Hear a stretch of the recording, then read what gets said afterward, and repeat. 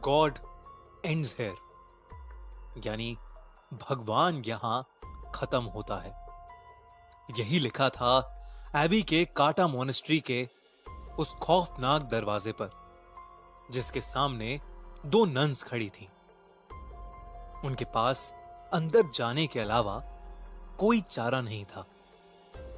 एक नन ने दूसरी से कहा, आज हमें अपनी लाइफ सैक्रिफाइस करनी ही होगी, वरना इस दुनिया में कोई भी जिंदा नहीं बचेगा। उन दोनों ने उस दरवाजे को खोला और काटा मोनेस्ट्री के अंदर चली गईं। वहां उनका इंतजार एक भयानक दिखने वाली नन कर रही थी, जिसका नाम वैलिक था। वैलिक ने एक नन पर हमला करके उसे वहीं मार डाला। मरते मरते उस नन ने दूसरी नन को एक चाबी दी और कहा कि उसे ही ये करना होगा। दूसरी नन ने वो चाबी ली और किसी चीज की तरफ भागी, लेकिन इससे पहले कि वो कुछ कर पाती, वैलिक उस पर भी हमला करने लगी। लेकिन वो वहां से भाग गई और इससे पहले कि वैलिक उस तक पहुंचती, उसने फांसी लगाकर खुद को मार डाला। जब इन दोनों नन्स के मरने की खबर रोमानिया के एक महान प्रीस्ट के पास पहुंची, तो उसने इन सब बातों की तहकीकात करने की सोची और वो अपने साथ एरिन नाम की एक नन को लेकर एबी आ गए, जहां वो दोनों नन्स मारी गई थीं। सिस्टर एरिन के पास एक खास ताकत थी। उन्हें बहुत से विजन्स आते थे, जिसकी मदद से वो किसी अनहोनी को पहले ही देख लेती थी। वो कभी कभी आत्माओं को भी देख पाती थी और इसीलिए उस प्रीस्ट ने सिस्टर एरिन को अपने साथ आने के लिए चुना था। वो प्रीस्ट और सिस्टर रात के समय एबी के पूरे काटा मोनेस्ट्री की छानबीन कर रहे थे। जैसे ही वो मोनेस्ट्री में घुसे, उन्हें काफी अनईजी सा महसूस होने लगा। अचानक उस पुराने खंडर में उन्हें सफेद लिबास में कुछ मॉन्क्स की प्रोजेक्शंस इधर से उधर जाते हुए दिखी। वो थोड़ा आगे गए तो वहां ऑब्जेक्ट्स अपने आप इधर से उधर हो रहे थे। ये देख के उन दोनों को समझ आ गया कि जरूर इस जगह पर शैतानी साया है। तभी एक कोने में उस प्रीस्ट को वो नन दिखी जिसने फांसी लगाकर खुद को मार डाला। उसकी गर्दन टूटी हुई थी और उसका मुंह आधा सड़ चुका था। अचानक उस नन ने अपनी आंखें खोली और उस प्रीस्ट पर हमला करके उसे एक कॉफिन में कैद कर दिया। दूसरी तरफ सिस्टर एरिन एबी के काटा मोनेस्ट्री में रह रही एक नन से टकरा गई। उससे बात करने पर मालूम हुआ कि बहुत समय पहले वहां पर एक एग्जॉर्सिज्म किया गया था, जिसके दौरान हमारी दुनिया में एक पोर्टल खुल गया था। उसी पोर्टल की मदद से कुछ शैतानी आत्माएं हमारी दुनिया में आने लगी थीं। वैलिक नाम की एक शैतानी आत्मा भी उसी पोर्टल के जरिए इस दुनिया में आई थी।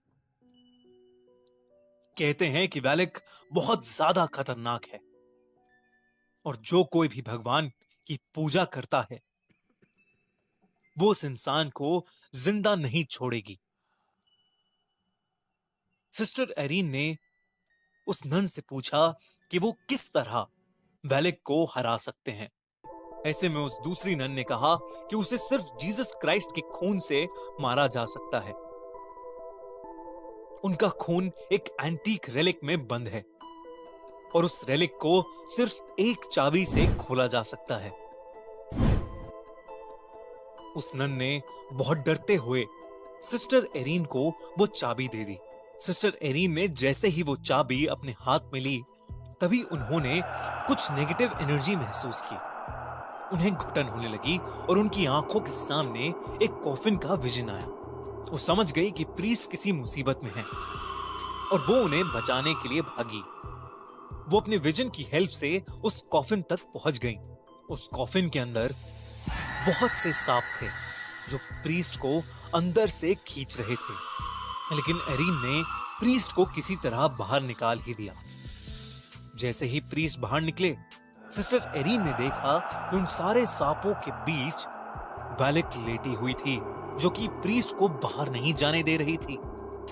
इससे पहले कि वो कुछ समझ पाते, वेलिक अचानक से गायब हो गई। सिस्टर एरिन ने प्रीस्ट को वो चाबी दी और उन्हें बताया कि वेलिक को कैसे खत्म किया जा सकता है।